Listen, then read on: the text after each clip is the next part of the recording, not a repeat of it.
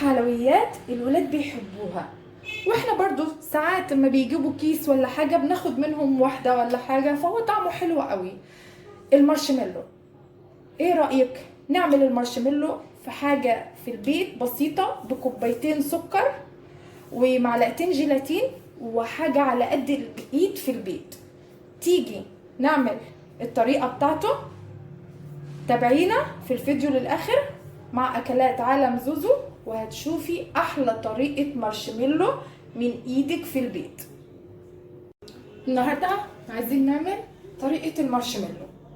المارشميلو زي ما انتم عارفين الاطفال كلها بتحبه وما بيبطلوش يشتروه، فانا اتصرفت وجبت الطريقة بتاعته وجربته وعملته لهم، وطبعا هم حبوه جدا وطلع طعمه احلى بكتير من اللي بيشتروه. فانا حبيت اعملها معاكم عشان انتوا كمان لو انتوا حبيتوه تعملوه لاولادكم. تمام، احنا معانا هنا نص كوبايه جيلاتين اللي هو جيلاتين بقري، معانا هنا ربع كوبايه عسل جلوكوز، عسل الجلوكوز اللي بنعمل بيه السيرم بتاع الحلويات، معانا كوبايه ميه. كوبايه الميه دي هنقسمها على الجيلاتين وهنقسمها على السكر، ومعانا كوبايتين سكر. وتعالي اقولك هنعمل ايه. جينا هنا حطينا الحله على النار، حطينا فيها كوبايتين السكر معاهم نص كوبايه الميه، وهنقلبهم كده. نحاول ان احنا السكر ما يجيش في الحوافي بتاعه الحله اهو، لحد السكر ما يدوب معانا اهو زي ما انت شايفه كده. تمام، طبعا احنا هنا حطينا كوبايتين السكر معاهم نص كوبايه الميه، هننزل معاهم اهو نص كوبايه عسل الجلوكوز اهي. تمام اهي بننزلها، هنقلبهم كويس مع بعض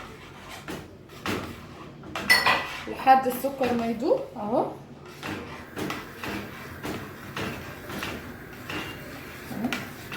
هنسيبه يتقل، هيتقل، هنسيبه على النار لحد ما يتقل كويس جدا. يبقى احنا حطينا نص كوبايه ميه، كوبايتين السكر معاهم نص كوبايه عسل جلوكوز اهو. هنسيبهم على النار لحد ما يتقل كويس جدا، وهوريكي برضو شكله هيبقى عامل ازاي. نروح بقى عشان نعمل الجيلاتين. نيجي هنا بقى للجيلاتين، هنحطه اهو، هنحط عليه نص كوبايه الميه التاني. احنا حطينا نص على السكر وهنحط نص على الجيلاتين، هو هيدوب في الميه اهو، داب معانا اهو. هنقلبه كده تمام، هنسيبه ونروح نشوف العسل عمل ايه.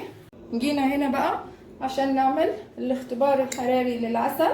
هناخد منه كده اهو، هنجيب كوبايه فيها ميه، هننزل كده اهو، هنمسكها اهو معانا خلاص بقى قوامه حلو اهو قدامك. تمام كده، تعالي بينا معايا يلا عشان نحط العسل على الجيلاتين. بعد ما عملنا اختبار الميه للعسل معانا، هنشيله من على النار معاكي اهو. ومعانا هنا الجيلاتين حطينا عليه نص كوبايه الميه، شايفه تقل ازاي معانا اهو، تقل قدامك اهو. هنجيب المضرب وهننزل بالعسل اهو، هنضرب كده الجيلاتين، نضرب اهو، ننزل بالعسل واحده واحده معاكي اهو.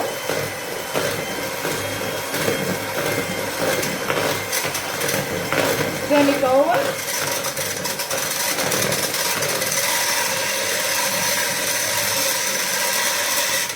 تمام، هننزل بالعسل كله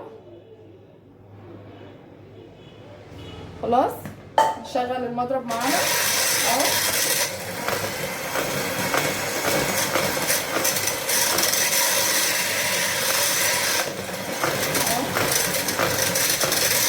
هنفضل نضرب نضرب لحد القوام ما يدينا قوام كريمي لونه ابيض معاكي. كل ما تضربي كل ما هيتحول معاكي لقوام كريمي لونه ابيض. هنطول في الضرب معاكي، المضرب شغال. لو انت مش متابعانا وعامله لنا اشتراك يا ريت تعملي لنا اشتراك ومتابعه، هتلاقي معانا احسن الوصفات، حلويات، طبخات، اكلات، عصائر تحبيها انت وولادك مع اكلات عالم زوزو. المضرب شغال اهو. شوفوا القوام بيتقل، كل مدى القوام بيتقل معايا ازاي اهو.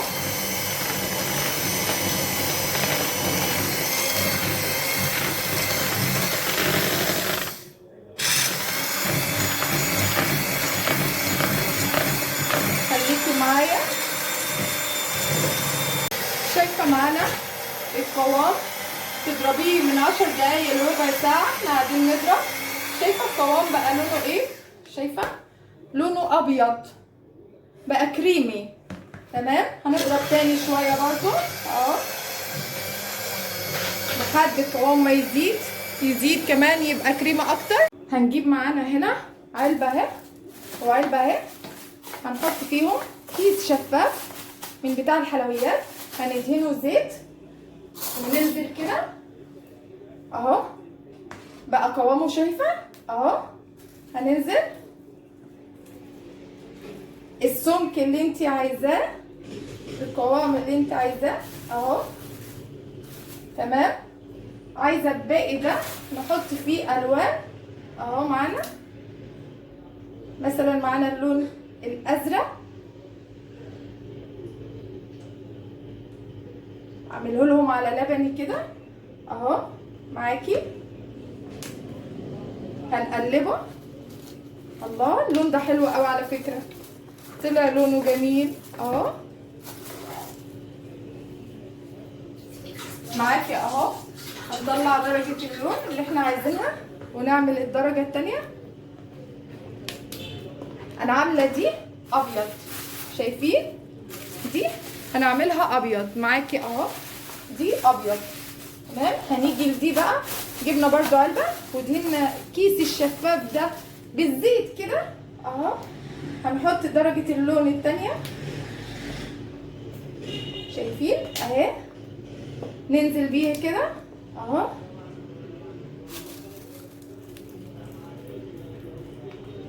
الله، ده لونه جميل. نعمل اللون الازرق ده، الولاد هيفرحوا بيه وهيبقوا مبسوطين بيه جدا. وكفايه ان انت عاملاه لهم في البيت. هنعينه في التلاجة لمده ساعتين وهطلعه اوريه لكم وهتشوفوا شكله اهو. شايفين اهو، ده اهو والابيض اهو معانا اهوت. هنعينه في التلاجة بقى لمدة ساعتين وهوريكم الشكل النهائي بتاعه، ويا رب يعجبكم وهيعجب ولادكم وهيفرحوا بيه جدا. وحاجة ما كلفتناش، كوبايتين سكر، كوباية مية، نص كوباية عسل جلوكوز، نص كوباية جيلاتين بس، ومش مكلف ولا اي حاجة وبسيط جدا وهيعجب الولاد باذن الله. يكون عجبكم وهوريكم برضو الشكل النهائي بعد ما نعينه في التلاجة لمدة ساعتين وهطلعه اوريكم شكله بقى عامل ازاي. هنا بقى بعد ما عنا كنا حاطين المارشميلو في التلاجة لمدة ساعتين، طلعناه. هو الافضل ان انت تبيتيه لتاني يوم. انا عينته في التلاجة ساعتين بالظبط وطلعته. تمام اهو قدامكم. هنجيب معانا معلقه سكر، هنحط عليها معلقه نشا. انا مسحه الرخامه فانا هحطه على الرخامه كده اهو. قلبتهم مع بعض. تمام. هنجيب المارشميلو بتاعنا اهو، هنشيل الشفافه من عليه.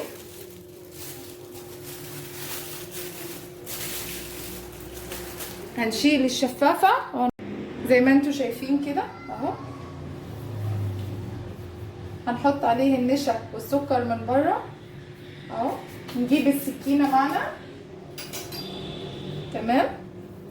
السكينه طبعا لازم ادينا نشا وسكر اهو. هنقطع كده معاكي اهو،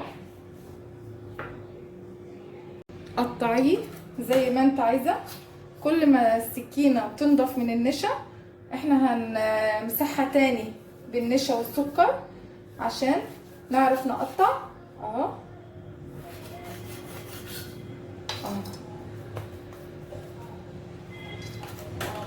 تمام اهو.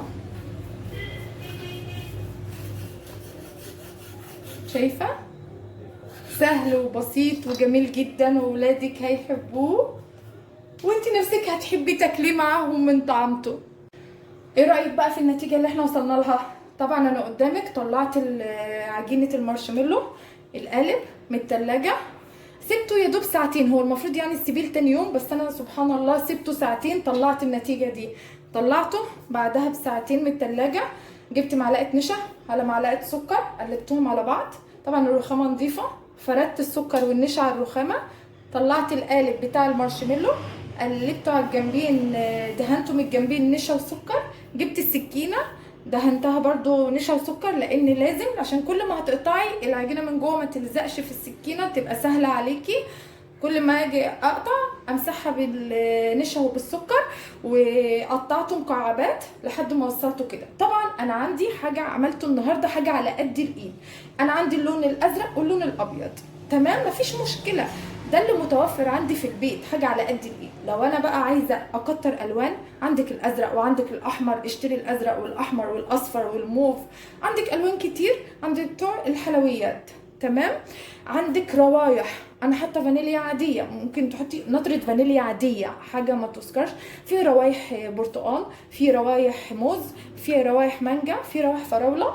ممكن برضو تحطي نطره من الروايح دي، قطره يعني صغيره كده، لو هي سايله حاجه صغيره كده تدي ريحه وطعم، تغيري النكهه للاولاد هيحبوه فعلا. بصي انا مسكته اهو قدامك اهو، احسن زيه زي الجاهز اهو. شايفه زيه زي الجاهز واحسن كمان، لان انت اللي عاملاه بايدك ونضيف في البيت، وولادك هيحبوه وهيطلبوا، انت نفسك هتحبيه. ويا ريت لو عجبك الفيديو بتاعنا النهارده تعملي لنا لايك واشتراك ومتابعه، وهتلاقي معانا احسن الوصفات واحسن الاكلات مع اكلات على زوزو.